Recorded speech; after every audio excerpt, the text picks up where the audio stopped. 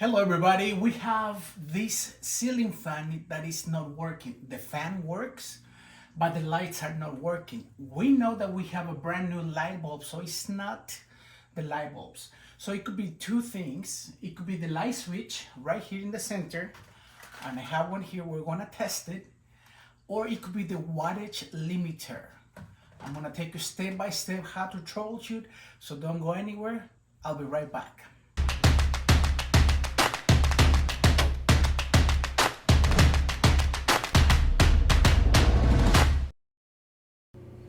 So we know that the fan works. Now let's turn the power off. For safety, always turn the power off at the breaker. So this ceiling fan has two components. It has the fan and it has the light kit. So we're gonna work on the light kit, and there are three screws. There's one here and then there's two on the other side. So with a Phillips screwdriver, we're gonna remove the first screw.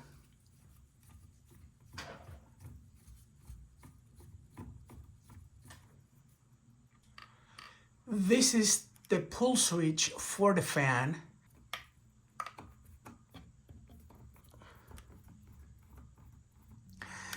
So I removed my third screw. Now I'm gonna drop this down. This is the light kit. So there is a bunch of wires coming from the base right here, and they connect with the light kit. So this is the light switch right here, and it goes like that. It goes through that. This is the light switch, so we're gonna test it. Look at this. So this is the wattage limiter. It's broken already and it's burnt. If you see right there, that's burnt right there. And it came apart. So this came apart already. So I'm pretty sure that's gonna be the culprit. This is how it's supposed to look, and it has, most of them have three wires, one power coming in, power coming out, and the neutral. And we're gonna test the switch. So if you follow this black wire, this is the power. The power comes from here. So there's a bunch of wires here, but there are two wires, the red that has the power and the neutral that come to the limiter, the wattage limiter, and we know that it's burned, so we're going to remove it. So let's test. We have power coming into the wattage limiter, but it's not coming out the limiter, and we know why, because it's burned. So that's how you test. There's power coming in but not power coming out, so we know that this is bad. Okay, so this is very simple. Pay attention. So we have the red wire that brings the power, and we're gonna bypass this box. So this is the other wire. The only thing we have to do is cut here and put them together.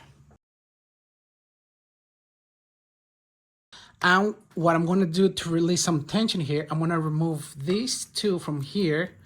So I remove my light kit so there's not too much tension. So I'm gonna put it down, and then remember we want to get rid of this thing, so we're gonna cut it right here, and then we're gonna cut the red one right there, right by the box. That's it. So that's what we have. We're gonna use this, and we're gonna use a wire nut. So I cut this from the limiter. This is the one that goes to the lights, and this is my red wire where the power came. So we are putting the red and the black together, and that is bypassing the limiter. So I got them together with this wire nut, and now I'm ready to do my connections. Black with black and white with white. So very simple. So if your fan is different, you just follow the power, in this case the red, and then you follow, and then you look for the one that provides the power to all three lights, which is that black wire, and that's it. So if you don't have this type of connectors, you just cut them and then put wire nuts instead of these fancy connectors. This is the wattage limiter. Remember, it's burnt. So the job of this water limiter is to limit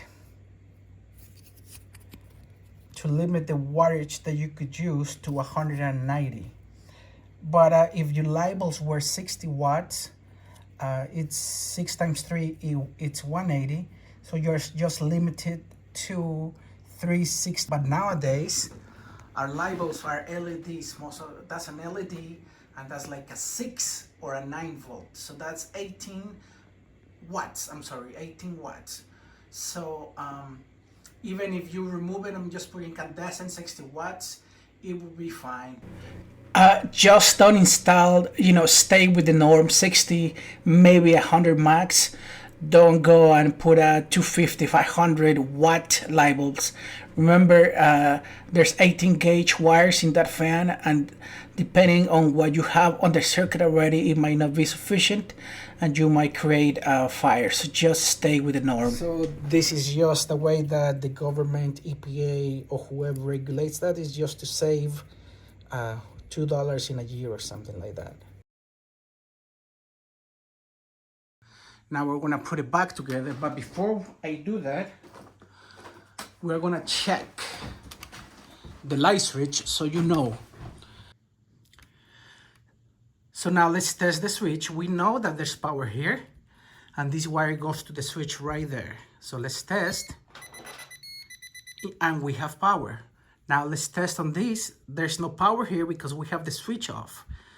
If the switch was on and you didn't have power, then that switch, we have to replace that switch. But now let's turn the lights on right here. So we have power, and then we're gonna have power here. And of course, we're gonna have power here. But if you didn't have power here, is the switch that you have to replace. And that's very easy to replace. You're just gonna remove this nut here, counterclockwise, and then remove the switch. This is the new switch. And you just put the three wires for the lamps, and that's it. Very easy to replace that switch. And just for general knowledge here, that box there, that's a capacitor for the fan motor. Okay, so now we know that we have lights. Let's turn the lights off, and then let's put it. Now we're gonna put this guy together with the 3 screws we removed. Okay, so that's 2. And this is my last screw.